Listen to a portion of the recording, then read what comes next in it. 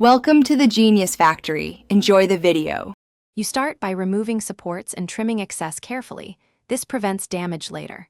Once done, sand layer lines with 220 grit to level, then follow with 400 grit for smoothness. Make sure to wet sand when possible to reduce dust and reveal remaining blemishes. After sanding, rinse or wipe with isopropyl alcohol, 70% to 90%, so paint sticks better. Dry completely. Moisture ruins primers. These first steps set the foundation. Rush them and the finish will show it. You now prime to reveal imperfections. Spray 2 thin coats from about 20 to 30 centimeters, letting each tack up before recoat. Once primed, inspect and fill pinholes or gaps with plastic-safe filler or a small dab of thin cyanoacrylate.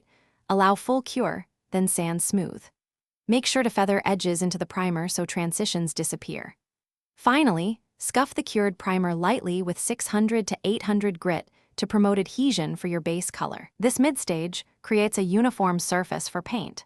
You apply base coats in thin, even passes, building color slowly and keeping 10 to 15-minute flash times so solvent evaporates. This prevents runs. Once satisfied, protect the paint with a clear coat. Choose matte, satin, or gloss depending on the look and spray 2 light coats. If you get runs, do not panic.